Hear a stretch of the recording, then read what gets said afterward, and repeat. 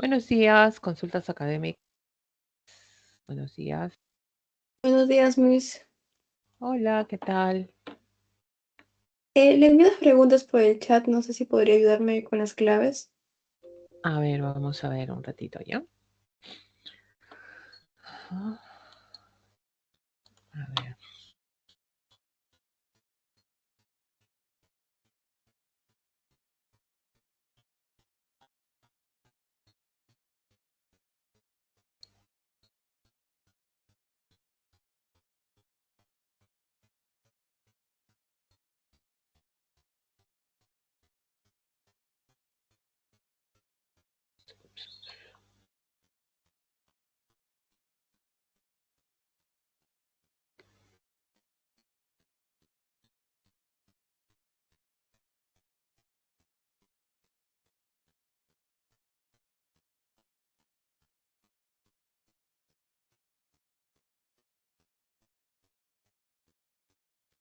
Ya, ¿cuál ha sido tu dificultad en esta primera pregunta?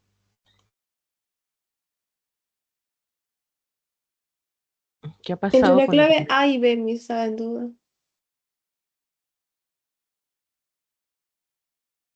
Entonces, a ver, A y B. Tenemos, ya, dice los derechos humanos son conjunto de facultades propias de la persona que nacen y mueren con ella y que en cada momento histórico concretan las exigencias de la dignidad, la libertad, la igualdad, los cuales deben ser reconocidos positivamente por el ordenamiento jurídico de cada Estado a nivel nacional e internacional. Por ello, los derechos humanos son fundamentales para la persona, relacionados con la dignidad humana, la libertad, la justicia, el desarrollo integral y el equilibrio de la nación, que nacen o mueren con ella, cada momento histórico, exigencias de dignidad, derivados de la naturaleza del ser humano, inherentes, universales, incondicionales, inalienables, inviolables, indivisibles, interdependientes, imprescriptibles. Dice, por ello los derechos humanos son reconocidos y concedidos por la Organización de las Naciones Unidas que sancionan su incumplimiento. Por ello los derechos humanos son el cumplimiento de las leyes cuya meta es alcanzar un nivel de vida adecuado de la persona humana. Y los derechos humanos son reconocidos por el Estado, que están obligados a respetarlos y reconocerlos de manera irrestricta. Bueno, los derechos humanos. Acá hay varias cositas, ¿ya? Donde menciona, vamos a resaltar algunas cosas, un conjunto de facultades propias de la persona, ¿no?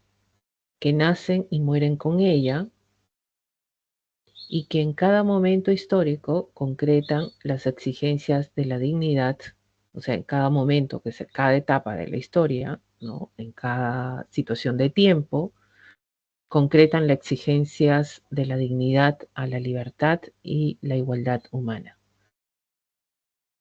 Bueno, esto es como una definición que habla de los derechos humanos, los cuales deben ser reconocidos en todo momento positivamente por el ordenamiento jurídico de cada Estado. O sea, cada Estado tiene la libertad también, no es que están obligados al reconocimiento dentro del ordenamiento jurídico para generar, aplicarlos y que sea para todos nosotros, ¿no? Todos los seres humanos que están también dentro de ese Estado a nivel nacional y también los derechos humanos están reconocidos a nivel internacional, ¿ya? Entonces, ahí es como que define qué es, y por ello los derechos humanos son, ¿no?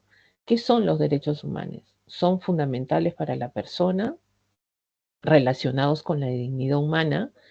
Mira que acá la dignidad humana se está repitiendo, ¿no?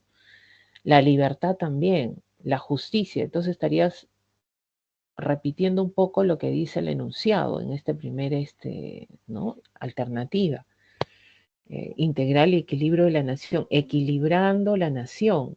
Equilibrando la nación, ¿en qué sentido? La nación es que todos los grupos humanos, ¿no? El grupo de personas. una alternativa que estaría repitiendo lo mismo que dice el enunciado, en cierta manera, ¿no? Entonces, ahora, por ello, los derechos humanos, ¿qué son? Son derivados de la naturaleza del ser humano, inherentes, universales, incondicionales, inalienables. Acá, ¿qué te está hablando? De las características, ¿no? Las características de qué? De los derechos humanos. Entonces ahí es como que encajaría más una vez que te ha generado definir qué son, ¿no? Te habla de, de dónde parten, ¿no? En un primer momento y después hablas de las características propiamente de los derechos humanos. Y las demás alternativas, reconocidos y concedidos por la Organización de las Naciones Unidas. Reconocidos sí, concedidos no, pues. ¿Ya? Son reconocidos, se emite lo que es la Declaratoria de los Derechos Humanos en general, pero los reconoce, ¿no? Sanción, hay llamamiento de atención, pero sanción en el orden jurídico lo tiene cada Estado, no la Organización de las Naciones Unidas, llama la atención, interviene, ¿no? De el cumplimiento de las leyes cuya meta es alcanzar, ¿qué son los derechos humanos? Son el cumplimiento de las leyes. No, pues alcanzar un nivel de vida adecuado, no, con los derechos humanos no. Los derechos humanos son facultades inherentes de las personas, ¿no? Y por eso que más se asocia a las características. Y la E dice, reconocidos por el Estado, por los estados que están obligados. No están obligados los estados. O sea, eso depende del libre albedrío de todo estado de adjudicar dentro de su orden jurídico, si quieren formar, establecer los derechos humanos como algo que sea legal y aplicable para las personas, ¿no? Entonces, obligados no, ¿no? Entonces, acá depende de mucho del libre albedrío de los estados, ¿ya? De cómo lo establece. No sé, yo creo que es la B más. No sé si tienes alguna duda. Miss, pero como que no te pide características del enunciado, pero sí, también me daría duda la A y la B en ese aspecto. Lo que pasa es que en la A se repite mucho de acá. No sé si lees la pregunta. Ujú, Dice, sí. conjunto de facultades propias de la persona. Te estás repitiendo lo mismo. Y no podría ser clave, pues algo que se repite, ¿no? Por ello, los derechos humanos son fundamentales para la persona, fundamentales para la persona. Más que nada son inherentes de la persona, no fundamentales. O sea, cuando ya, bueno, son derechos fundamentales, claro, podemos atribuirlo a eso, podrías relacionarlo, ¿no? Se relaciona con la dignidad humana. La dignidad humana son los derechos humanos propiamente dicho, ¿no? La libertad, la justicia, ¿no? Pero está repitiendo mucho lo que dice el enunciado. O la clave es la A dentro de lo que tú has encontrado. No hay clave, Miss. O sea, no han puesto todavía las claves, la OCA, o no, eso. ¿De qué examen es? ¿De la pre? No, es de admisión.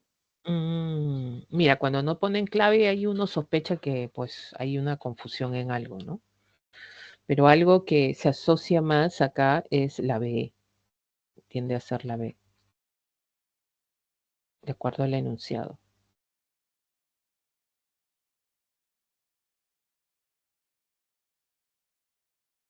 Ujú. No sé si tienes más consultas de repente, no te quedó claro. Sí, se me quedó claro, Miss.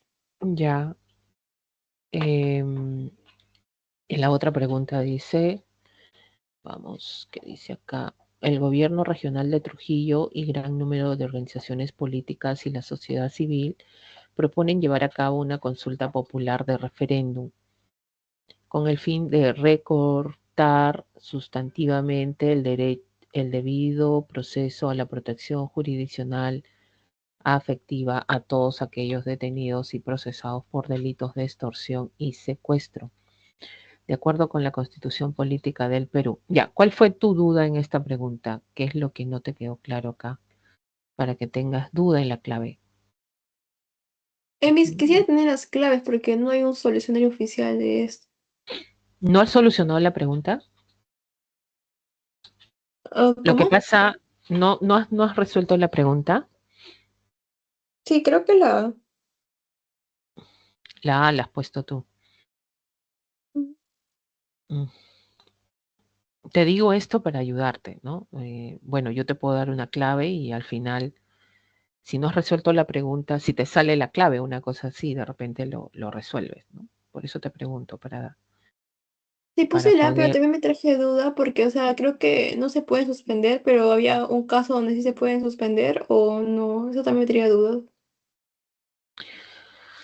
Un gobierno regional de Trujillo, gran número de las organizaciones políticas de la sociedad civil proponen llevar a cabo una consulta popular. ¿Cuál es la consulta popular? Es el referéndum, con el fin de recortar sustantivamente el derecho al debido proceso y a la protección jurisdiccional efectiva a todos aquellos detenidos y procesados por delitos de extorsión y secuestro. ¿No? Esto de acá. Entonces, lo que quieren generar, llevar a consulta, es recortar sustantivamente el derecho al debido proceso. ¿Qué es eso? Que todos somos, ¿qué cosa? Somos inocentes hasta que se compruebe lo contrario. Y eso es un derecho, ¿ya? Es un derecho fundamental, es un derecho que está en la Constitución, que nadie puede, o sea, poco a poco quitarte ese derecho, ¿no? Así seas el más grande criminal del planeta, tú tienes derecho a llevar, ¿qué cosa? Un debido proceso judicial. Y un debido proceso judicial es que tú tengas un abogado, que se te brinde un abogado y que, bueno, se te declare la inocencia hasta que las pruebas declaren lo contrario, ¿no? Y un juez declare lo contrario, ¿no? Con el fin de recortar sustantivamente, dice, derecho al debido proceso. O sea, ¿cómo te pueden quitar eso en un referéndum, ¿no? ¿Cómo podemos solicitar eso en un referéndum? Generalmente un referéndum que suspende o que quiere recortar, ¿no? Leyes, modificación de leyes, emisión de todo relacionado con la Constitución, algunas situaciones de la Constitución que incluso ya ha sido recortado, ¿no? Pero todo lo que tenga que ver con disminución de derechos, un poco que lo suspenden, un poco que no se puede tratar así tan fácilmente o se puede consultar así en un referéndum, y a la protección jurisdiccional efectiva de todos aquellos detenidos en procesos de delitos, extorsión, secuestro. A ver qué dicen las preguntas, ¿no? De acuerdo con la Constitución Política del Perú, y la pregunta va de acuerdo a la Constitución Política del Perú, ¿no? La supresión o disminución de los derechos constitucionales no pueden someterse a referéndum. Uno. En estado de emergencia se puede suspender determinados derechos y deberes fundamentales. Los deberes no se suspenden en un estado de emergencia. Los derechos, algunos derechos se suspenden, nada más, en un estado de emergencia, pero no deberes. Entonces, por ejemplo, deber de tributar es un deber ciudadano, no se suspende en un estado de emergencia, ¿no? Entonces ahí ya se descarta. Se puede dar el referéndum siempre que sea autorizado por los miembros del tribunal. No, el referéndum autorizado por miembros, tú tienes que cumplir los requisitos del referéndum, o sea, estamos hablando 10% de la población, las firmas, y eso va a través de lo que es el proceso de aprobación, a través del jurado. Entonces, cuando tú cumples eso, el Tribunal Constitucional no es el que autoriza, ¿no?, que se genere ese referéndum, ¿no? Todo esto va a ser aprobado finalmente por el Jurado Nacional de Elecciones, y esta aprobación finalmente, ¿quién lo va a aprobar así con tope final? Es el Congreso. Porque ¿quién es el que modifica los artículos de la Constitución o las leyes? ¿No? Es el Congreso. Finalmente esto va a llegar al Congreso.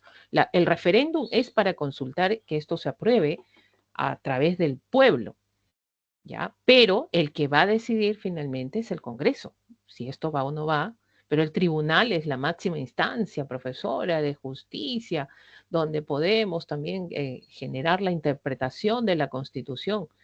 Sí, pero no es el autorizado que puede dar el referéndum, ¿no? En este caso no es. La restricción de los derechos no puede realizarse a través de un referéndum, sino por medio de un plebiscito. No, plebiscito es aquel, también es una consulta popular, ¿no? Es casi lo mismo, pero es cuestión ya territorial. Pero referéndum, no es que no va a haber referéndum y por lo tanto esto se realiza por plebiscito, no, tampoco es lo adecuado. Solo se podrá realizar el referéndum siempre y cuando cuente con la aprobación de la Corte Suprema de Justicia. No, pues acá estás mandando ya un poder del Estado. Un poder del Estado es el poder judicial, ¿no? La Corte Suprema de Justicia administra justicia, ¿no? No autoriza referendos, ¿no? Entonces ahí estaría también eh, desligado de este proceso, ¿no? Ahora, quedaría la A donde estamos hablando de la suspensión o disminución de los derechos no pueden someterse a referéndum. Esto es lo más, yo lo veo con lo más concreto, ¿ah? Lo que más se asocia a esta pregunta. Si tienes alguna duda de repente por acá. Mi duda iba más en eso de que dijo los derechos sí se pueden suspender en estado de emergencia y los deberes no. No sé si puede explicar más Claro, sobre eso. claro, los derechos, por ejemplo, cuando hablamos en un estado de emergencia, ay, esto se me fue, espérate. Ya, en un estado de emergencia es cuando se declara, bueno, esto es a partir del Poder Ejecutivo, hablamos que hay una suspensión de derechos, el estado de emergencia lo proclama el presidente de la República, eh, esto con aprobación del Consejo de Ministros, parte de 30, 60 días, ¿no? El estado de emergencia en una localidad, puede ser un departamento, una provincia o por todo el Perú. Esto cuando se vulnera la seguridad de la población, ¿no? Entonces, ¿cuándo hay vulneración de la seguridad de la población? Cuando pues hay una catástrofe, ¿no? Hay de repente inundaciones, de repente terremotos, donde la población está vulnerable a ser robada, a sus enseres, generar crímenes, etcétera. Es vulnerable la población. Ante ese sentido, el Estado declara, a través del presidente, Poder Ejecutivo, estado de emergencia. Ahora, cuando hay declaración de estado de emergencia, significa que se suspende algunos derechos, ¿ya? Los derechos sobre todo relacionados a la libertad, relacionados a libre tránsito, ¿no? O sea, tú, claro, en un estado de emergencia te tienes que cuidar porque te pueden detener, sí, ¿no? Antes nadie te podía detener porque según el derecho tú tienes libre albedrío de transitar libremente por las calles. Pero en un estado de emergencia esto se suspende, ¿no? Tiende a suspenderse. Te piden por eso documentos, ¿no? Te tienes que identificar para que, y si decide el policía que está cuidando en ese entonces, pues se te puede llevar incluso a detenida, ¿ya? Ahora tú tienes que demostrar que no te tienen que detener por gusto, ¿no? O sea, en ese caso hay que demostrar esa situación. Las garantías constitucionales no se suspenden tampoco acá, pero algunos derechos fundamentales sí. La libertad, los relacionados a la libertad, por ejemplo, la inviolabilidad del domicilio, a reunirse en grupo, por ejemplo, hacer un evento masivo, ¿no? Donde hay reunión de muchas personas, todo eso se suspende. Pero los deberes no. O sea, esos son derechos son facultades que tú puedes hacer fácilmente, ¿no? En cambio, los deberes no, los deberes son obligaciones, ¿ya? Las obligaciones no se tienen a suspender, salvo disposiciones de ley, ¿no? Por ahí que te digan, bueno, pero eso es bien difícil porque los deberes son parte que nosotros adquirimos cuando somos ciudadanos. ¿Deber de qué? Deber de honrar a la patria. O sea, yo no me imagino suspender en un estado de emergencia o no honrar a tu patria, ¿no? A la constitución, a la bandera, esas cosas no se suspenden. O un deber que tú tienes es pagar impuestos, es un deber, ¿no? Imagínense que en un estado de emergencia, quisiéramos que esté el Perú en estado de emergencia para no pagar impuestos, por ejemplo, ¿no? Entonces, es una obligación, los deberes no se suspenden, ¿ya? Algunos derechos sí se suspenden en un estado de emergencia, pero no deberes. ¿no? Honrar a tu patria, pagar impuestos, ¿no? Por ejemplo, ese tipo de cosas. Por ejemplo, un deber que a la vez es derecho, o sea, son dos, deber y derecho es ir a elegir a una autoridad. El votar, el sufragio es un deber y un derecho a la vez. Por ejemplo, eso no se suspende, ¿no? Eso no se suspende en un estado de emergencia, solamente y se especifica algunos derechos, ¿ya? No sé si tienes alguna otra duda. ¿Tienes más preguntas? Sí, Me sí me parece. quedó claro. Ya, acá tienes otras preguntas, me parece, ¿no? ¿Esta? Sí, me quería que me ayude con las claves, porque como no hay, pues. Ya vamos a ver entonces cómo va. A ver, con las claves. Ups, ¿qué hice acá? Ahí voy a poner a otro. A ver. Vamos a apagar acá.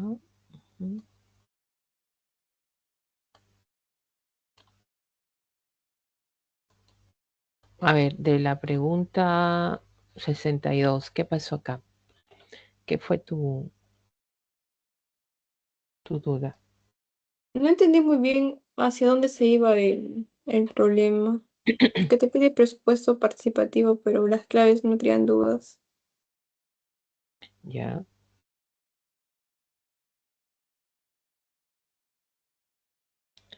a ver.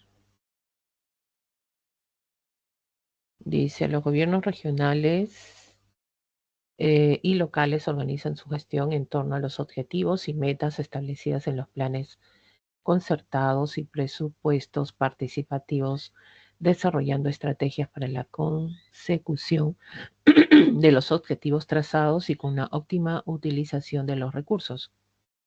Así es. La medición de los logros se basa en indicadores de impacto y de resultados y de productos normados por las instancias correspondientes. La medición de los logros se basa en indicadores de impacto, ¿sí? De resultados y de productos normados en instancias correspondientes. De la lectura, el fragmento anterior de la Ley de Marco de Presupuesto Participativo se deduce que, bueno, presupuesto participativo, ¿qué cosa es? Es un mecanismo democrático que de manera directa las autoridades pueden ser regionales o locales, ¿no? Permiten la participación activa ciudadana, ¿no? Ahora, ¿con el fin de qué? Es como que yo fuera el alcalde de un distrito, por ejemplo, ¿no? Y convoco a lo que es presupuesto participativo. Entonces, ante eso, ¿qué sucede? Pues todos los representantes, de repente, comités directivos de mi distrito, de organizaciones vecinales, todos ellos generan, en este caso, ¿qué cosa? Inscribirse en esto del presupuesto participativo. ¿Por qué? Porque yo voy a gastar un dinero, tengo un presupuesto donde voy a permitir que todos los que están en la asamblea del presupuesto participativo me digan cuáles son las dificultades que tienen para yo invertir en esa carencia que tiene ese lugar, ¿no? Entonces, a partir de ahí, voy a asignar un presupuesto, de repente alguien dice, no tenemos parques y jardines, muy bien, ahí anoto, ¿no? Entonces, voy preguntando qué otras carencias hay, en qué se puede gastar este dinero que tenemos para que todos tengan a beneficiarse. Es por eso que dice acá, ¿no? Dice acá, la medición de los logros se basa en indicadores de impacto, o sea, todo lo que se hace en favor de esa localidad, de la población, ¿ya? ¿Qué es dónde se ha gastado el dinero y cómo se ha gastado dinero? Y de productos normados por las instancias correspondientes. Claro, tiene que ser productos o situaciones en los cuales beneficia a la población. Imagínate, pues yo hacer una discoteca para la población, eso pues no, eso va fuera de las normas, ¿no? Tiene que ser para todos, para el beneficio de la localidad, ¿no? Donde se ha convocado, ha formulado proyectos y de esa manera ha generado acuerdos, ¿ya? Entonces eso es una previa de lo que vendría a ser presupuesto participativo, ¿no? Ahora te dice acá, de la lectura del fragmento anterior de la ley del marco del presupuesto participativo, ¿qué se deduce, no? Los gobiernos regionales deben gastar todo el presupuesto anual en procura del bienestar general de los ciudadanos. ¿Ya? Los recursos con los que cuentan los gobiernos regionales varían en función de los ingresos del canon minero. Bueno, el canon minero, por ejemplo, si en una región existe un yacimiento minero, pues le llega ciertos ingresos económicos a los gobiernos regionales para el desarrollo exclusivo de salud, de educación, carreteras, ¿no? Y acá no necesitas presupuesto participativo, hay un presupuesto que tienen los gobiernos y están obligados a que sea gastado para los ciudadanos, sí, ¿no? Pero el canon minero es algo directamente para el desarrollo de la región, ¿no? Las metas propuestas por los gobiernos regionales se deben ajustar a las metas del desarrollo señalados en el Estado. Las metas propuestas por el gobierno, pero ¿qué tiene que ver con presupuesto participativo acá? Vamos a poner una raya. Los resultados obtenidos por los gobiernos regionales deben estar alineados con los objetivos de su gestión. Los resultados obtenidos por los gobiernos regionales deben estar alineados por los objetivos de su gestión. Obvio, pero esto tiene que ver con presupuesto participativo. Y la organización de las metas y objetivos de los gobiernos regionales requieren para su elaboración solo profesionales. A ver, ¿cuál ha sido tu respuesta acá en esta pregunta? Sayumi, a ver, ¿qué marcaste tú? La A, pero eso de todo como que me trajo duda. Esta de acá. Sí. Mira, lo demás, dice acá, los recursos con los que cuentan los gobiernos regionales varían en función a los ingresos.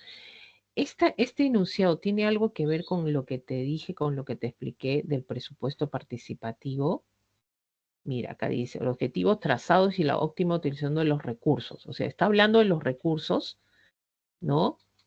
Para cumplir planes, en este caso que tengan los gobiernos regionales y locales, ¿no?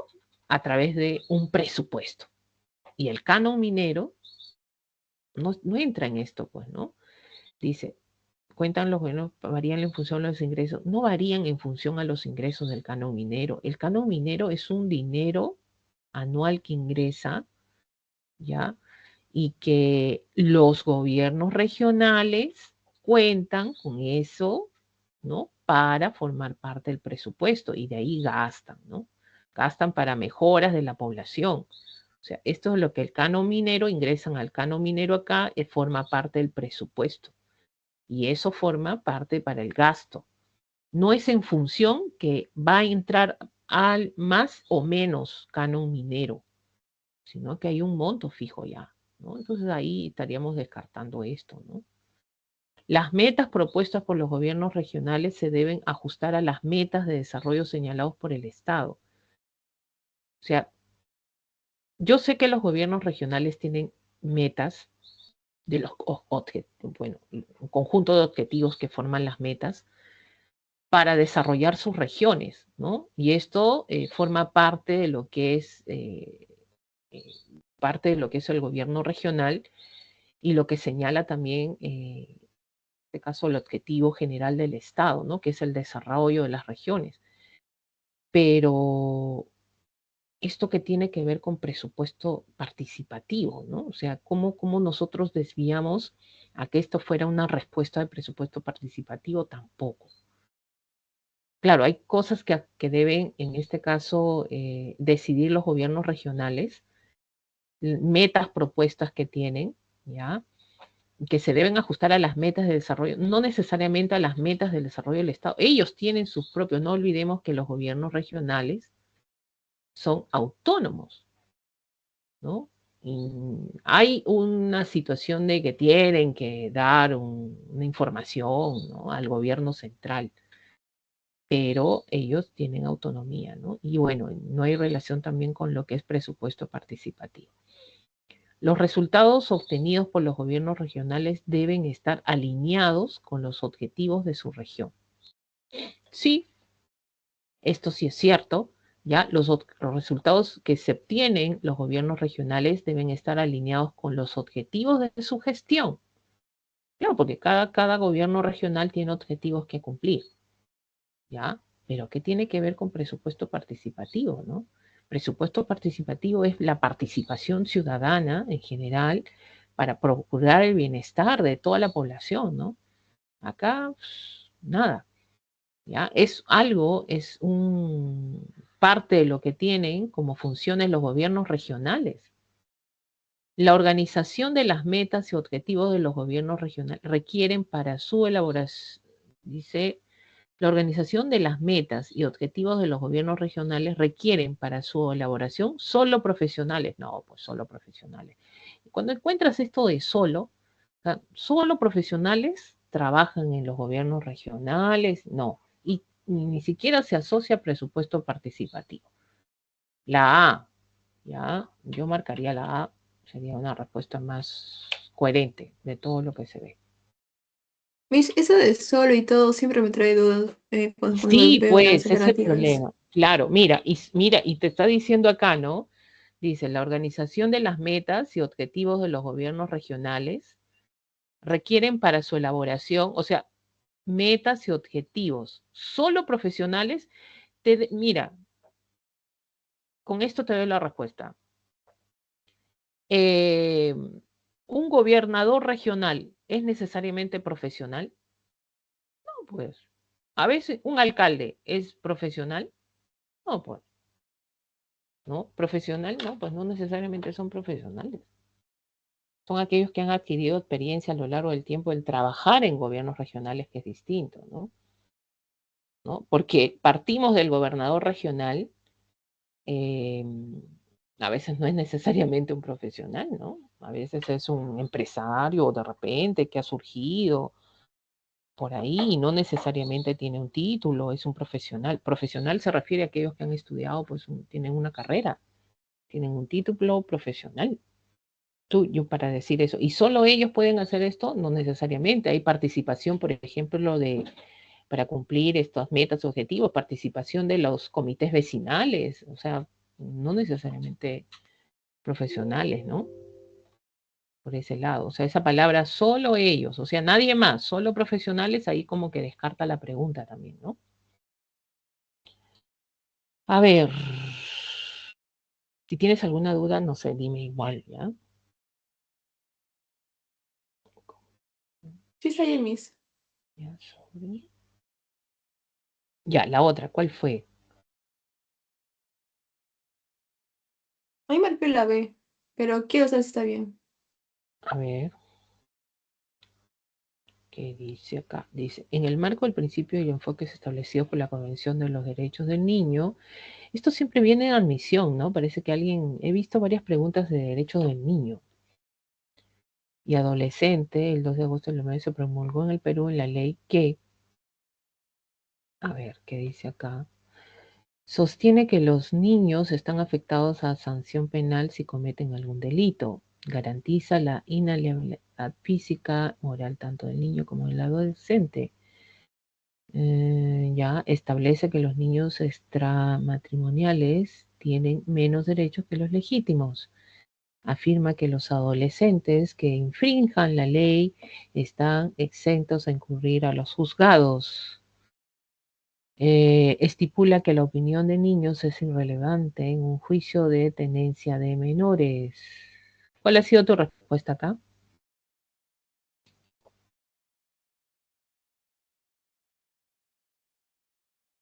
A ver. Miss, estaba ¿Cuál? entre la B y la D, pero, o sea, la D me traía mucha duda porque están exentos a recurrir juzgados, aunque no, no. A ver, se promulgó en el Perú la ley del 2773, garantiza la inalienabilidad física y moral tanto del niño como del adolescente. Afirma que todos los adolescentes que infrinjan la ley están exentos de concurrir a juzgados. Es que sí son juzgados, ¿ah? Un adolescente sí es juzgado. porque pasan no necesariamente a un penal, pasan a una correccional. O sea, hay un proceso de juzgamiento para eso, sí. ¿Ya? Tú no te vas preso, obvio, pero te restringen en una correccional, ¿no? Maranguita es uno de ellos en el caso de varones, ¿no? El Merinda Carrera en el caso de las mujeres, ¿no? Finjan la ley, están exceptos, ¿no? Pues, bueno, es verdad que tú, bueno, aunque esto lo quieren modificar en nuestro querido Congreso, que a partir de los 18 años ya tú cometes, infringes las normas y bueno, vas a ser juzgado, pero antes de eso, lo único que cometes son faltas, nada más, o sea, no se infringe faltas, pero si imagínate un adolescente, pues que es asesina a otra persona, ¿no? Estamos hablando de alguien que transgrede gravemente la vida de otra persona. Ahí sí, ahí te vas a la correccional, pero no te vas a un penal, ¿ya? No te vas a un penal. Garantiza o sea, es inalienable el adolescente, el niño, ya sea física o moral, sí. Más la B, ¿ya? Más la clave B. Miss, ¿y si cometes el delito, o sea, cuando estás a punto de cumplir 18 y te vas a la correccional y luego te vas al penal o cómo? Sí, te sacan al penal. Sigues cumpliendo el proceso. Algunos han interpretado el nuevo código de esa manera, dependiendo de la falta o la transgresión que has realizado, ¿no? Por ejemplo, los llamados sicarios. Habrás visto la noticia que en algunos casos han generado eso, han habido excepciones, porque ya ha sido recurrente, o sea, más de una vez, ¿no? Pero algunos que han robado, por ejemplo, han hecho robos, han sido detenidos en la correccional, han sido liberados una vez que han cumplido los 18 años, ¿no? Y cumplen esa sanción. Pero después viene el proceso de juzgamiento por las por las pruebas que tienen y han pasado a los penales, ¿no? Ya el Poder Judicial ha determinado eso. Ahora, quieren cambiar esto, ¿ah? Van a cambiar, ¿no? A partir de los 16 años, si alguien comete un delito, ya no se va a la correccional, ya va a ser un delito, va a ser juzgado como mayor de edad. Eso quieren implantar en el Perú, pues el nuevo Congreso. Hace poco ha planteado esto y si eso se aprueba, pues va a modificar el código, ¿no? De todas maneras.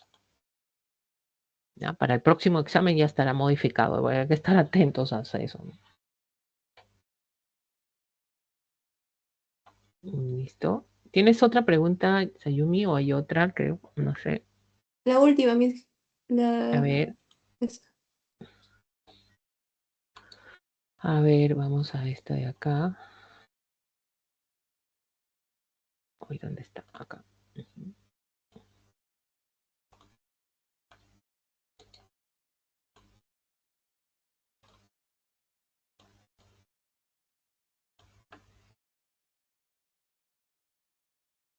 Ya, ¿cuál fue acá tu duda? Marqué la C. Mm.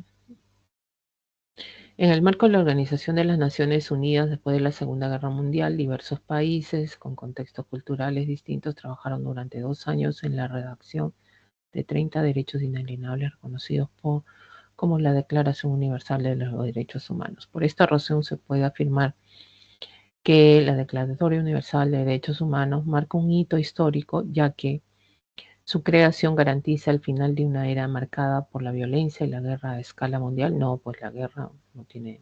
Después de la guerra, bueno, actualmente los países del mundo establecen su enseñanza en las instituciones educativas y judiciales. Es el primer documento internacional que establece la libertad y la igualdad de los seres humanos. Permite la oportunidad de disfrutar iguales derechos civiles y económicos en los seres humanos, no solo civiles económicos, ¿eh? Son, ¿no?, políticos, civiles, económicos, sociales, culturales. Por primera vez los países se unieron para proponer el respeto irrestricto a los derechos humanos. Actualmente a ver, ¿qué te está hablando la pregunta? Partimos de ahí, la Segunda Guerra Mundial, bueno, estamos hablando de muchas muertes de seres humanos después de este contexto, de este hecho importante que marcó la muerte de muchas personas. Incluso acá se hablaron de los judíos, del exterminio de ellos, ¿no? A partir de acá. En la redacción de 30 derechos quiere decir Declaración Universal de los Derechos Humanos. ¿Qué significó? Esa es la pregunta. ¿Qué significó para el mundo esto? ¿Qué significó? ¿No? Por esta razón se puede afirmar, claro, porque es un hito histórico, porque a partir de acá todo ser humano en este planeta llamado Tierra se va a respetar su condición humana, su dignidad humana. Eso significa. Profesora, antes de esto no había. No, pues, no. O sea, era independiente en cada país, ¿no? Ahora, si formas parte de la Organización de las Naciones Unidas, para todos, se declara para todo ser humano. Yo vivo en la punta del Huascarán, no importa, tú estés ahí, se va a respetar, ¿no? Profesora, yo soy de Perú, pero estoy viviendo en España. ¿Yo puedo tener acceso a la salud? Sí, es un derecho universal. ¿Dónde empezó todo esto? Declaración Universal de los Derechos Humanos. O sea, hay derechos económicos, civiles, políticos, ¿no? Sociales, culturales, que forman parte de esta declaratoria. Profesora, yo vivo en Corea del Norte, quiero escapar, me voy a Corea del Sur. ¿Me pueden dar refugio? Sí, porque hay esta declaratoria. A todo ser humano que existe en este planeta le va a proteger. ¿Ya? Entonces, su creación garantiza el final de una era marcada por la violencia. No, su creación significa que se va a respetar la condición humana. ¿No? No es que termina la guerra, ¿no? Eso no tiene nada que ver, ¿no? Actualmente los países del mundo establecen su enseñanza, no todos los países del mundo, ¿no? Educativas y judiciales, forma parte de su formación, pero la enseñanza como tal, bueno, y no todos los países, esto lo descarta. Es el primer documento internacional que establece la libertad e igualdad de los seres humanos, esto es más fuerte, ¿ya? Permite la oportunidad de disfrutar iguales derechos civiles. No solo esto, si no hay más derechos, disfrutar un conjunto de derechos, acá sería, ¿no? Para el ser humano, ahí sería pues una respuesta fuerte también, ¿no? Por primera vez los países se unieron para proponer el respeto restricto a los derechos humanos. Entonces acá también, profesor, acá también puede ser la C o la E, ¿no? Entonces vamos, marca un hito para qué. Porque, y esto, ¿por qué sería la C? ¿Por qué no la E, no? Hay por primera vez, de repente han habido documentos anteriores, porque no te olvides que han habido qué cosa. Primero nacen los derechos de primera generación, segunda generación, tercera generación, etcétera, donde han habido propuestas ¿no? de respeto de ciertos derechos humanos. Y así, pero es un documento internacional. Esto es lo que hace la diferencia, ¿no? Que sea la respuesta a la C, ¿ya? La libertad e igualdad de todo ser humano en el planeta llamado Tierra. ¿Listo? Sería la Luis, respuesta. en ese Entonces, caso, como una clave creo que me dice civiles y económicos, lo tomo en cuenta como si fuera solo civiles y solo económicos, ¿no? Entonces, ¿qué claro, no sería? nada más, claro, pues nada más te Ok. está diciendo civiles y económicos. Entonces, si tú vas, por lo que te he dado el ejemplo, por ejemplo, ¿no? Derecho sería derecho a la salud. Tú cuando vas a otro país, es por eso que los países te brindan esto de derecho a la salud. Tú te puedes atender en cualquier asistencia, te tienen que atender. Profesora, pero no tengo documentos, no soy ilegal, no importa. Es un derecho fundamental en el planeta, se ha declarado a nivel internacional esto. También igual la educación, nadie te puede negar eso. ¿Ya? Entonces, acá estaría sacando solamente civiles y económicos, serían exclusivamente eso, los demás no valen, no. Y eso está mal, pues, ¿no? Entonces ahí no lo contaría como respuesta, ¿ya? Por ese lado no sería respuesta. Listo. Hay consultas académicas, lo pueden hacer por el chat o Profesora, también. ¿Ya? buenos días. Buenos días, ¿qué tal? ¿Cómo estás? Sí, ahorita le mando preguntas, porque me quiere acompañar a clase. Ya, te espero, no te preocupes.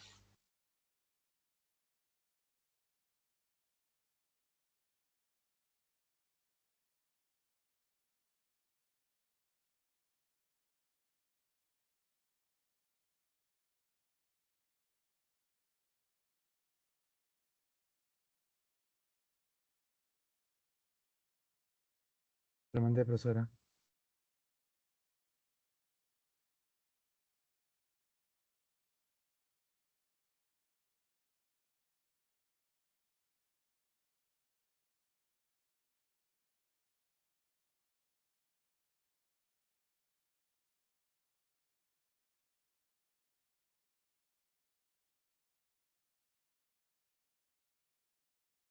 Cuéntame de dónde es tu pregunta. Es de un boletín pasado. ¿De la pre? Sí, profesora. Ya, ¿cuál fue tu Mi duda duda más acá? grande fue, es que tiene que ver con la clave. Y a la tercera dice que favorece el crecimiento de pastizales y nos está hablando del desierto. A ver, ¿cuál es la clave en esta pregunta? El suelo es una... Si no mal recuerdo, permítame, la C toma como Ya, tercero verdadero. vamos a marcar, ¿ya? A ver, vamos a afirmar o desmentir. A ver, Sahel es una amplia región ubicada al sur del desierto del Sahara, donde viven más de 60 millones de personas que practican la agricultura de subsistencia y el pastoreo. A partir del climagramas de la referida zona determina el valor de verdad de los siguientes enunciados. Muy bien, temperatura, precipitaciones por milímetro. Acá hay precipitaciones, esto es la temperatura, acá están las barritas que te muestran, ¿no? Temperatura, 0, 10, 20, 30, 40, 80, 0, 20, 40, 60, 1160. Acá es 1, 2, 3, 4, 5, 6, los meses del año. Si no me equivoco, 1, 2, 3, 4, 5, 6. A ver, dice, a mediados de año se registran los valores más bajos de pluviosidad. Eso es verdadero. Mira acá. Uno que sería enero, febrero, marzo, abril, mayo, ¿no? Etcétera, ¿no? Entonces a ver, enero, febrero, marzo, abril, mayo, junio, julio, agosto, justo a mediados de año. Entonces, valores más bajos de pluviosidad, correcto. ¿Estás de acuerdo? ¿Sí? Profesora, estoy de acuerdo, estoy. Ya, claro, muy bien. ¿Ya? Dice, las dos variables usadas presentan una relación directamente proporcional. ¿Qué variables? Temperatura y precipitaciones, ¿no? ¿Es proporcional directamente? No, pues es indirectamente, ¿no? Totalmente, porque viene de 0, 10, 70, 140. Proporcional. Las dos variables usadas presentan una relación directamente proporcional. No. No, pues es directamente, indirectamente proporcional. Porque esto puede variar, no es que esto se va a dar, ¿no? Tiende a variar. Porque tanto temperatura como precipitaciones, no es que esto se va a presentar siempre, este gráfico siempre va a variar. Entonces, temperatura como precipitaciones tienden a variar. Entonces, esto es indirectamente proporcional. Profesor, lo que trata de decir es que, por ejemplo, si temperatura 70 grados, hay en milímetros de precipitación 140. Así, Claro, pero... tienes ujú, ujú. 60, 120, 50, 100. Ya tú lo has tomado así, Sí, como creo que está en directamente error. proporcional. Por Claro, eso pues, ahí. pero te está hablando de las variables. Ujú, ahí no, pues. Oh, temperatura y la precipitación favorecen el crecimiento de pastizales. ¿Tú qué dices? Que eso es falso. Sí. ¿Por qué falso? Dime, te escucho para sacarte o afirmarte de repente que esto estaba mal, ¿no? Si me tengo que basar en premisas, dicen en el desierto, y por lo que he leído la teoría, no se menciona el crecimiento de pastizales. Temperatura y la precipitación favorecen el crecimiento de pastizales. Temperatura, calor, precipitaciones. Mira, hay una cosa que tú siempre tienes que recordar. Estas dos variables, temperatura, dos elementos del clima, estos son, ¿ya? Son para generar la clasificación de los climas. O sea, según Köppen, esto también lo decimos en teoría de geografía, estas dos variables sirven para determinar, ¿ya? Clasificar un tipo de clima. Ahora, ¿por qué? Porque gracias a estas dos variables se genera, ¿no? Ciertas condiciones para favorecer el crecimiento de un tipo de flora, ¿ya?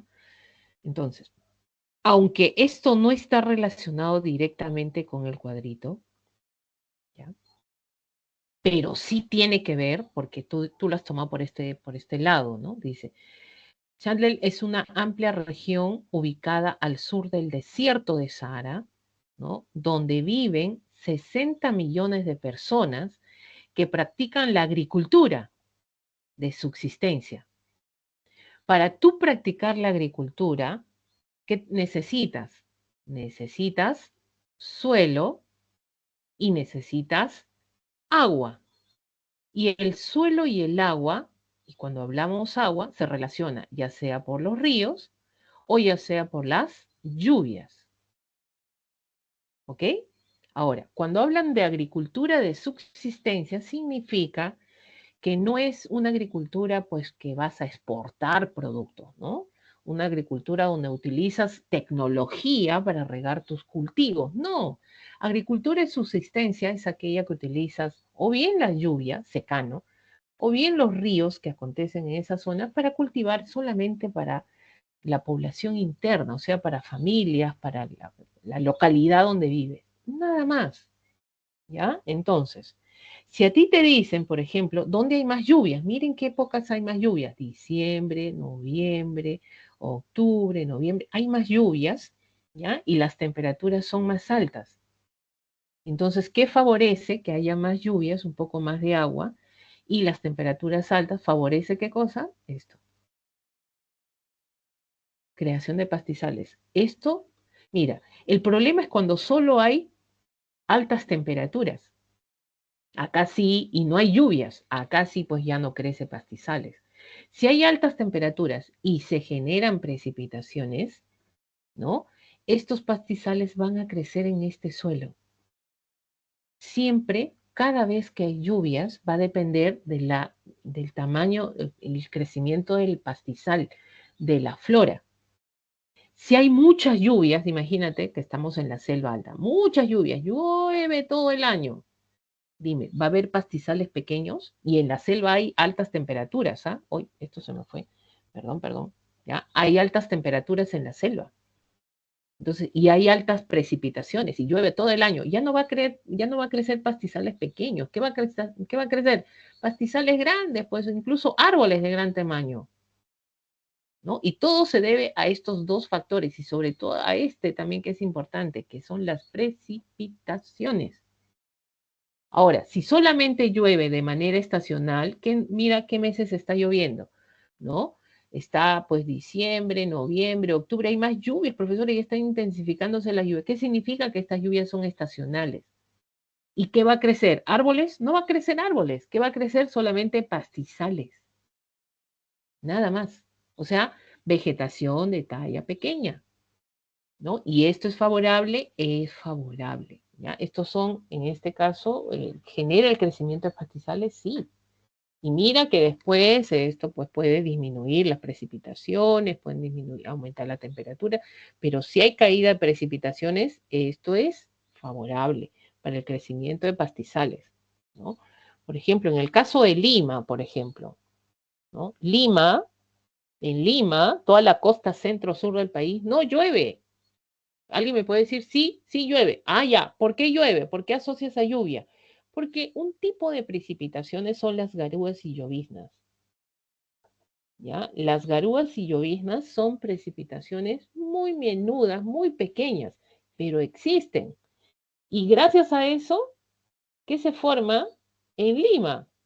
Se forman las lomas, ¿no? Hay esta formación de lomas. O sea, tú vas a ver los cerritos, donde es todo desierto, que sale vegetación bien chiquitita que cubre todas estas zonas de estribaciones o cerritos y forman las lomas.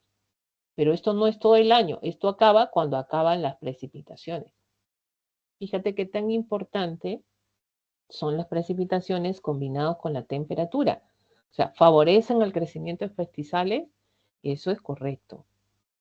¿Ya? Eso es correcto. A ver, ¿me entendiste? No sé, cualquier duda, a ver, para que puedas también Yo decir. lo había entendido de otra manera. Sí, también ¿Cómo te lo lo comento que entendiste? Dime. eh, como en el desierto obviamente es hasta 200 milímetros llega por la teoría, Y por Ujú, ejemplo, las praderas llega hasta 600. Ahí sí yo más por el deduzco que ahí sí puede creer pastizales. Pero en el ujú. desierto, Pero los como pastizales son de muchos tamaños, pues. eso también no tomé en cuenta. Ajá. Pensé que era necesario, por ejemplo, de 400 a 600 para que crezcan los pastizales. Pero veo Mm, que desde menores de 200 Se ya ha son tomado capaces en de crear cuenta pastizales. eso, seguro. Lo han tomado en cuenta eso. Muestra una tendencia creciente. Temperatura, no, pues, ¿no? Decreciente, más que nada. Claro, sería correcto la C. Entendí, profesora. Muchas gracias. De nada. Tienen consultas académicas, si tienen alguna consulta, lo podemos hacer. Ya lo pueden dejar en el chat también.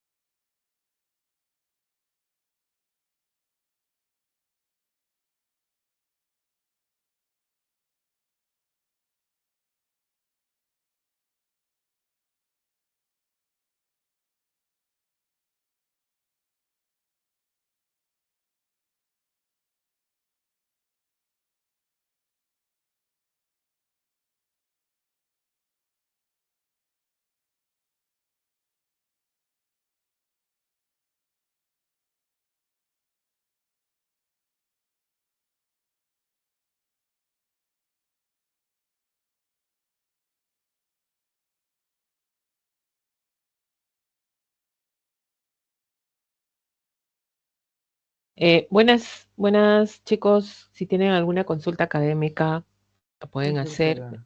Profesora, tengo una Hola, consulta. dime, Volviste. dime.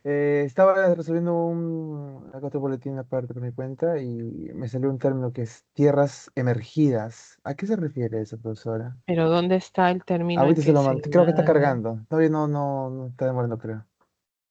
Ya. ¿Y en qué tema, en qué situación lo mencionan sobre todo? Está cargando ahí un ratito.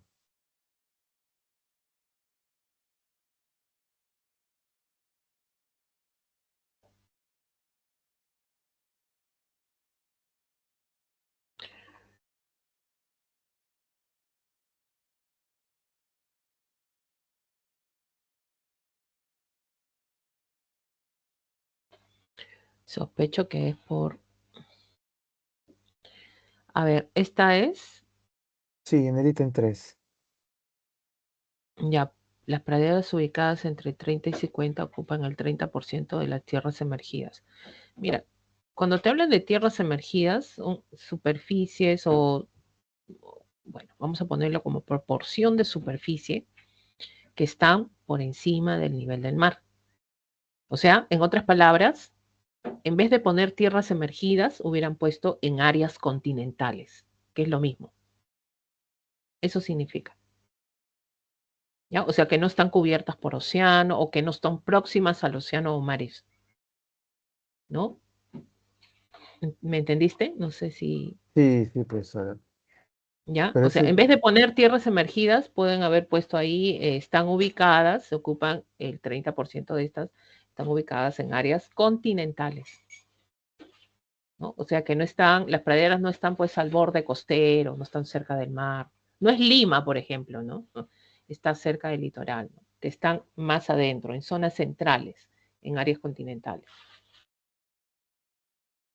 pero ¿es el 30% o el sistema sería erróneo, profesora? Eso de acuerdo a la, hay algunos que manejan otro porcentaje. Esto es de la PRE, Sí, profesora. Ujú.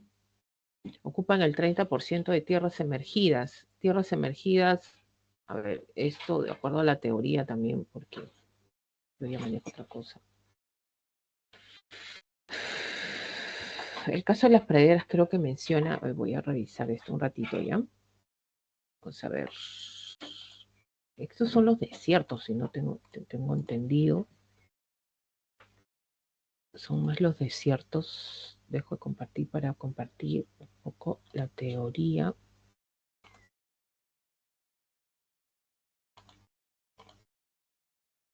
Cívica. Geografía. La semana de biomas, ¿no? Si no tengo Sí, profesora, si no entendido. recuerdo, la semana 9. 9, sí, ya me acordé. A ver, acá está. Geografía, bosque tropical y compartimos material, toda pantalla y compartimos. A ver. ¿Observas? Sí, ¿no? Sí, profesora. Ya, desierto, pradera. Creo que el caso de los desiertos. Más el caso de los desiertos, me parece.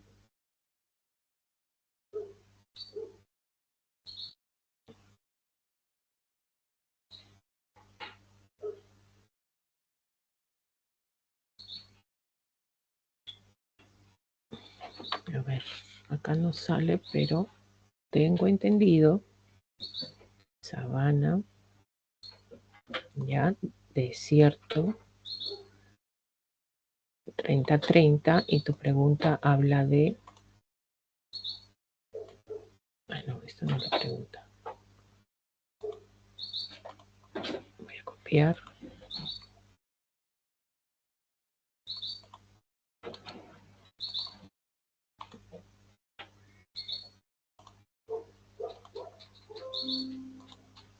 Vamos a poner acá.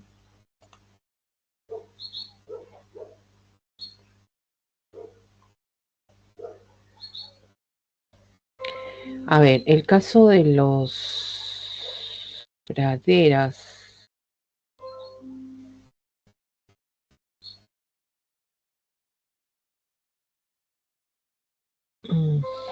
No hemos puesto porcentaje. En el caso de los desiertos me parece que sí.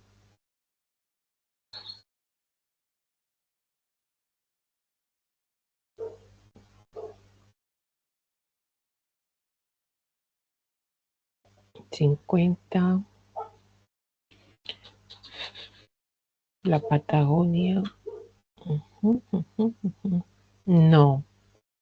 No hemos puesto esa información, creo, ¿no? En la... No, no está ni el No está. boletín, ni en No este. está, ¿no? No. Oye, de verdad, no está porque no quería ir en contra de la PRE, pero bueno.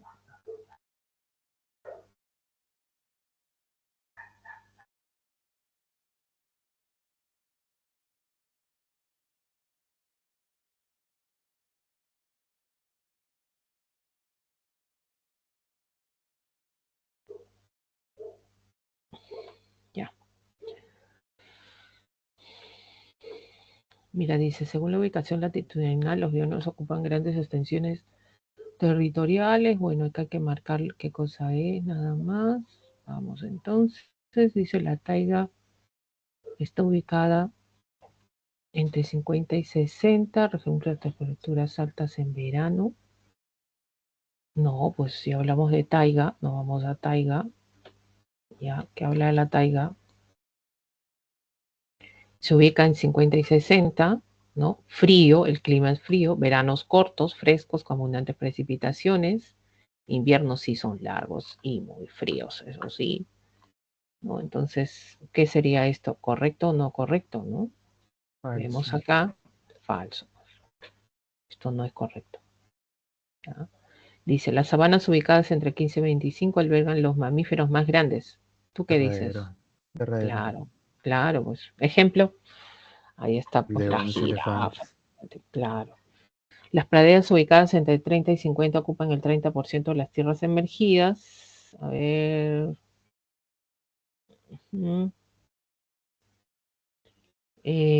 Mira, el 30%, si no me equivoco, ya está para los desiertos. Este porcentaje está para los desiertos, porque el caso de las praderas, hablamos de un 20% de tierras emergidas, ¿ya?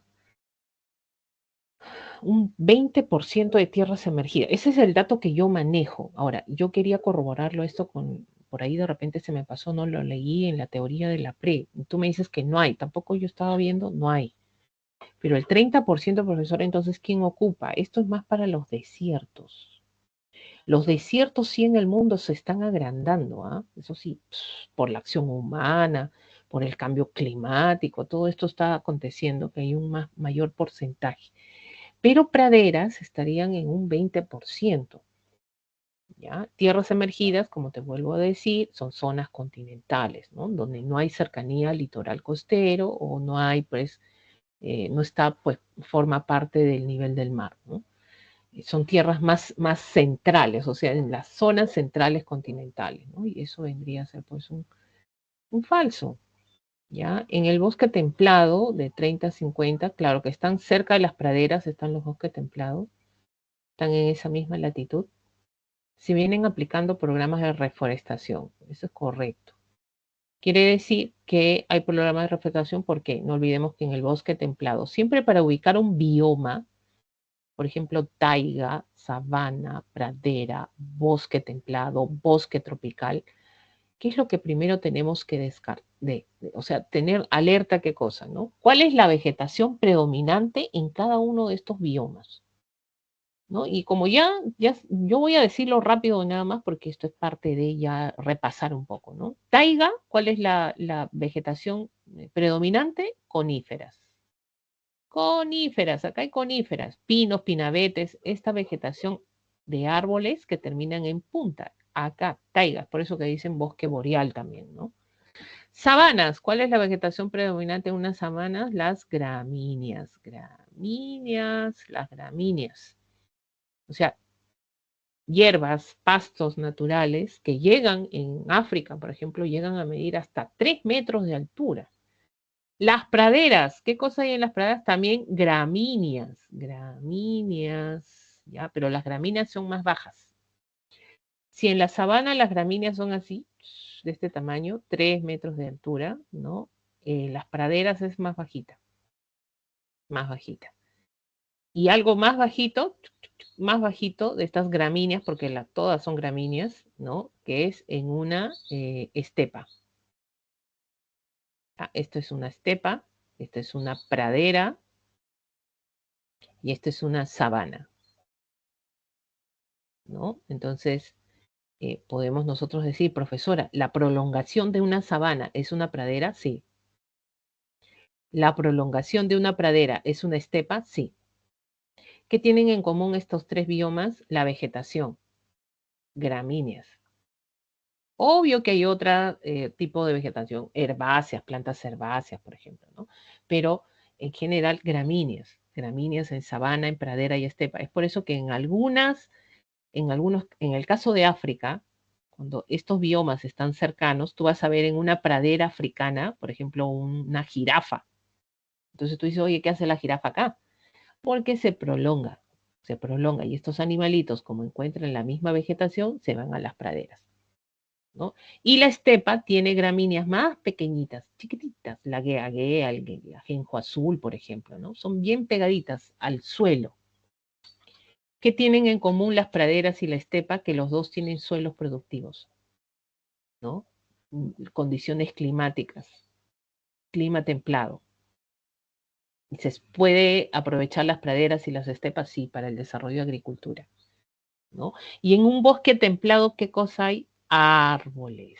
Por algo es bosque, pues, árboles, ¿no? Acá están los perennifolios, ¿no? Y los caducifolios. ¿Qué cosas son perennifolios? Son aquellos arbolitos que tienen las hojas que no se caen, son resistentes, no mudan las hojas. Por ejemplo, los pinos, ¿no? Las cicutas. ¿Podemos encontrar perennifolios acá en bosque templado? Sí. Caducifolios caducan, o sea, las hojitas caen. Arbolitos que son ramas nomás, ¿no? Todas las hojas se caen, son ramas. O así, pero en primavera renacen, ¿no?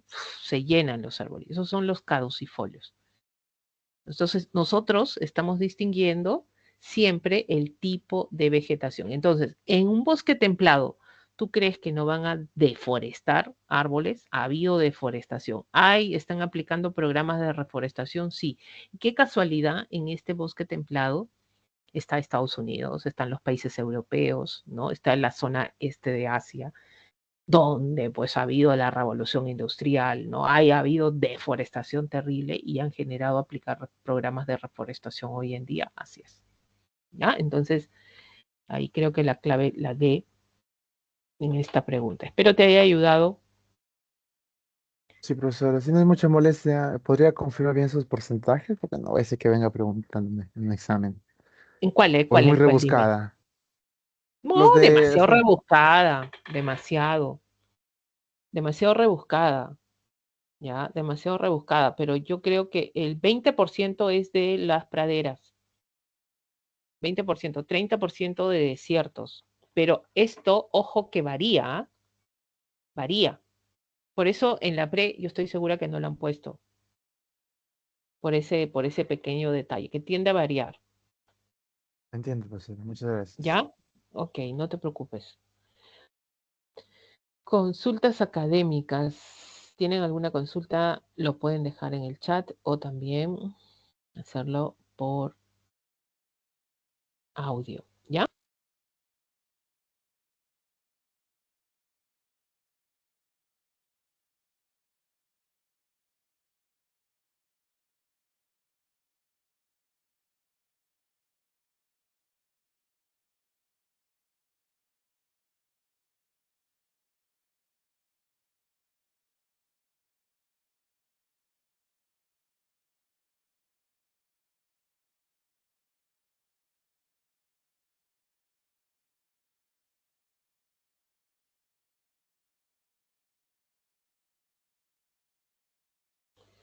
Fernanda, me dejaste una pregunta.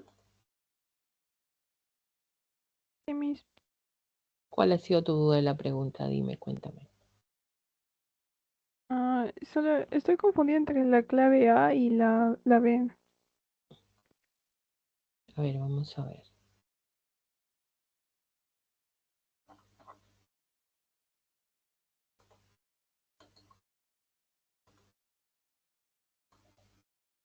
¿De dónde es la pregunta?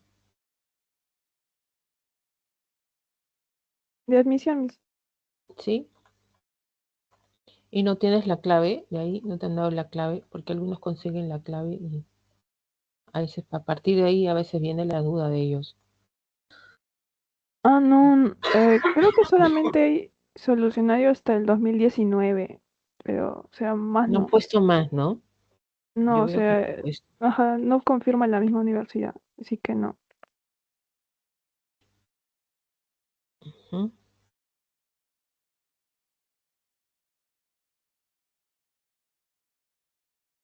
A veces cuando no ponen la solucionario es porque ha habido algo.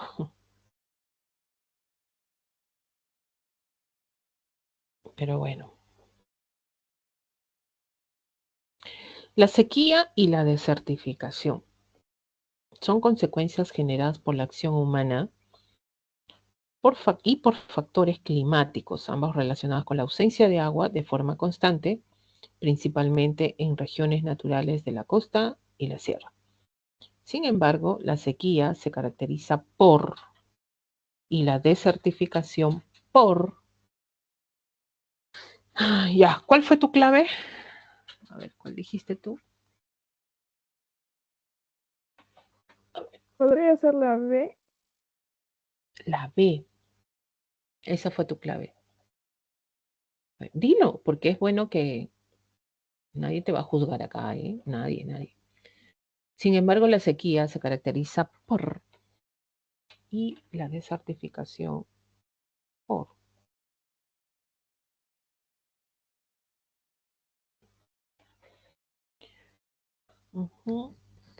Dice, la aridez de los suelos, la temperatura alta del suelo, la aridez de los suelos, la ausencia de vegetación, de lluvias ácidas.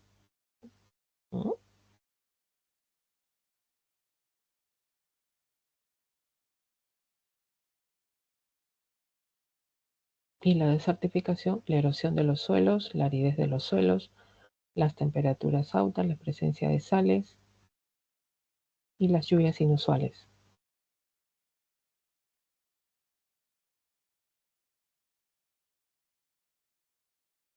Con razón no hay, pues. Tú marcaste la B, ¿no? Temperaturas altas del suelo. A ver, mira, cuando nosotros hablamos de desertificación, ¿ya? La desertificación, ¿qué es la desertificación? Es la degradación del suelo, ¿no? Primero, o sea, ¿para qué? Para que esto posteriormente, cuando se degrada el suelo, pierde su productividad. O sea, hablar un suelo de la desertificación es que el suelo ya genere perder su productividad. Ahora, para que eso pase, puede ser cuestiones climáticas, pueden ser cuestiones humanas. Y hoy en día lo que más se habla que genera la desertificación, o sea, que este suelo pierda su productividad, es producto de la acción humana. ¿Ya? Es lo que más se está hablando y hoy en día y se está hablando de desarrollo sostenible para controlar esto. ¿Qué cosa es la sequía? Ya, para poder entenderlo, ¿no? ¿Qué cosa es la sequía? La sequía es la falta prolongada de precipitaciones, ¿no? Quiere decir que en una zona donde siempre había lluvias, que es la sierra, por ejemplo, simplemente no llueve, ¿ya? No llueve. Entonces estamos hablando de la falta de precipitaciones, ¿no? La falta de precipitaciones. Hay un desequilibrio que se ha generado, ¿no? Entonces, donde tú esperabas las lluvias, de repente en los meses de diciembre, enero, febrero, no llueve. Entonces, estamos entrando a una sequía. ¿Ya? Esto se puede prolongar incluso por años, ¿no? Puede haber, bueno, hay tipos de sequía, ¿no? Generadas en este caso por la acción, generada por la acción humana, te dicen acá, ¿no? Entonces, si es generada por la acción humana, algo está haciendo el hombre que está generando el cambio del clima, porque las precipitaciones están asociadas al clima. Ambas relacionadas, en este caso, en la zona de la costa y la sierra, sin embargo, la sequía se caracteriza por y la desertificación por. Bueno, vamos a ver entonces, dice, la sequía se caracteriza por la aridez de los suelos. Este suelo es árido y quiere decir que hay ausencia de vegetación, ¿no? ¿Eso es una sequía? Vamos a ver, 1. La sequía se caracteriza por la temperatura alta del suelo. O sea, quiere decir que ese suelo no ha llegado, ¿qué cosa? No ha llegado, sobre todo, pues, lluvias, agua, ¿no? Entonces, se genera que este suelo tiende a calentarse más, ¿no? O sea, por ese lado. La sequía se caracteriza por la aridez de los suelos. Aridez de los suelos, acá nuevamente se está repitiendo. Ausencia de vegetación. No llueve, y cuando no llueve, ¿qué significa? Se ausenta, ¿qué cosa? La vegetación, porque si no hay precipitaciones, ¿qué no crece? No crece la vegetación. Desaparece, ausencia de lluvias, desaparece la vegetación, ¿puede ser? Puede ser, ¿ya? Y las lluvias ácidas. Las lluvias ácidas. Estas lluvias ácidas, profesora, ¿a qué se refieren? Aquí estamos hablando de lluvias ácidas. Bueno, las lluvias ácidas son un fenómeno sobre todo causado por las precipitaciones a niveles donde los niveles del agua tienden a ser más ácidos. Por ejemplo, el ácido, ahí interviene lo que es el ácido sulfúrico, el nítrico, óxidos de azufre, óxidos de nitrógeno, ¿ya? Y estos son por emisiones industriales. Pueden ser vehiculares, mineras, ¿no? O fenómenos naturales que se producen. Entonces, las lluvias ácidas generan la reducción de los nutrientes del suelo. Bueno, hay consecuencias que se generan con esto, ¿no? Y bueno, no viene al caso porque una lluvia ácida no sería pues algo que podríamos ver como algo natural y constante, ¿no? Entonces, esto descartado. ¿Ya? Hasta ahí, por ahí, la ausencia de la vegetación podría relacionarse. La temperatura alta del suelo, profesora. También podríamos jalarnos de los pelos y decir eso, ¿no? ¿Por qué?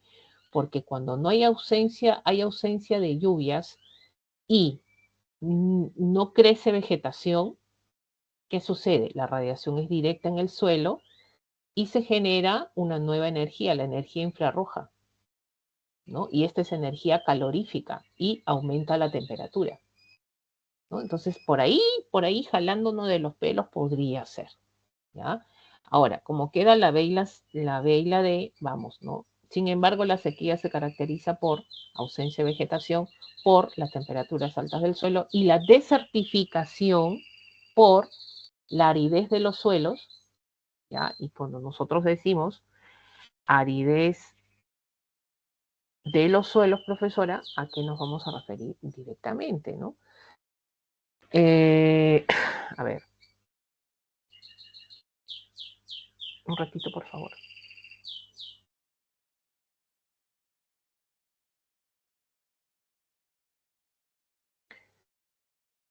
Vamos a ver.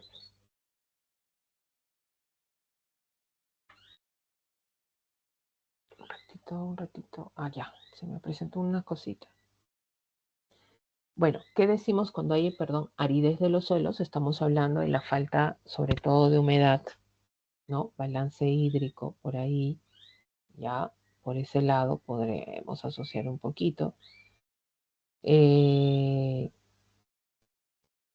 no está relacionado directamente con la desertificación, ¿ya? Entonces esto podríamos descartarla. Y la presencia de sales. La desertificación por erosión de los suelos y presencia de sales. Mira, mirando otra vez, mira cómo podemos resolver esto. Profesor, entonces la D sería lo más adecuado. A ver, ausencia de vegetación y presencia de sales. La desertificación por, dice, sin embargo, la sequía se caracteriza por ausencia de vegetación, puede ser, y la desertificación por presencia de sales. Pero mira, acá surge otra cosa, ya lo vi. ¿Ya? Y la respuesta vendría a ser, sin embargo, la sequía se caracteriza por la aridez de los suelos. ¿Por qué la aridez de los suelos? Y acá se repite 2 veces. Y creo que esto sería lo más adecuado. No vi esta parte. Aridez de los suelos por la falta de humedad. Y la falta de humedad, falta de precipitaciones. Y la desertificación por la erosión de los suelos. Quiere decir que este suelo, al erosionarse, posteriormente va a ser un suelo improductivo. Creo que ni lo que estaba pensando. Presencia de sales no es la respuesta, porque no necesariamente para que un suelo desértico sea desértico, es por presencia de sales. Hay muchos factores para que un suelo sea desértico, no solamente por sales. ¿Ya? Entonces esto de acá, para no confundirnos, vamos a borrar, no es la B, no son las otras alternativas, estaríamos hablando de la A, que calza más, ¿ya? Que calza más. Pero estas dos definiciones sí están más asociadas a la primera, acá. ¿Por qué aridez? Falta de humedad. Y esto se asocia a la falta de precipitación. ¿Por qué erosión de los suelos? Los suelos se erosionan y al ser, ¿quién produce la erosión? Pueden ser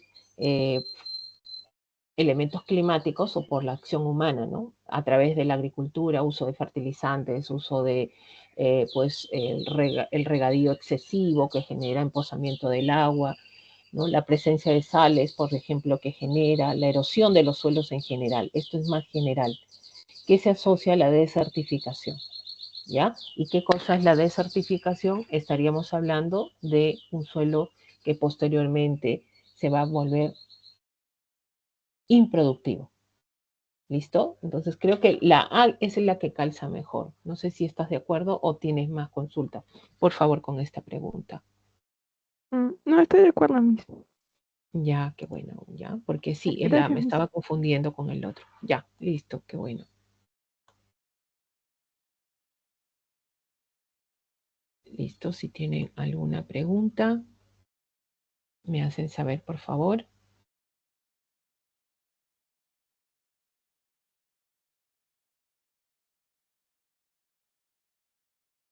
A ver, vamos a actualizar esto para ver. Sayumi, dejaste una pregunta, me parece. Sí, Miss. ¿Qué pasó con esta pregunta? Dime, se acaba el tiempo. Todavía tengo. Ya. ¿Qué pasó con esta pregunta? Igual me quería ver las claves nada más porque no hay solucionario. No hay solucionario. A ver. ¿Por qué no han puesto los solucionarios? Deberían ser más rápido. A ver.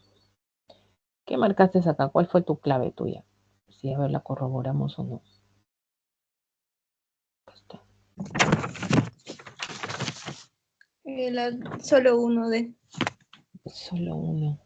El terremoto de Pisco ocurrido el 2007 provocó daños de infraestructura local, destrucción de viviendas y miles de damnificados.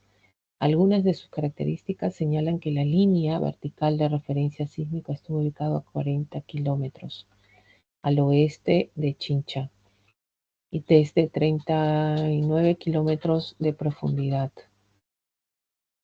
40 kilómetros al oeste de Chincha. ¿Cuál es la referencia vertical sísmica?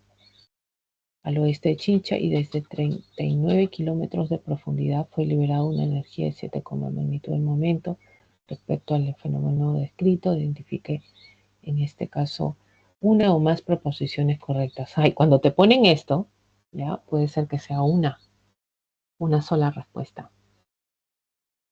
El epicentro se ubicó a 40 kilómetros al oeste de Chincha.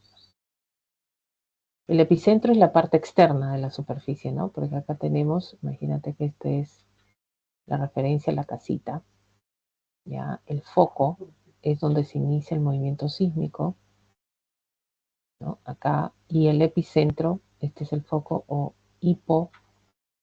hipocentro, ¿ya? Y acá en la parte externa donde estamos nosotros, la superficie es en este caso, pues, el epicentro. ¿Ya? Hipocentro, epicentro, ¿no? Y hay un trazo vertical. Ahora, donde se inicia la actividad sísmica es acá, ¿no?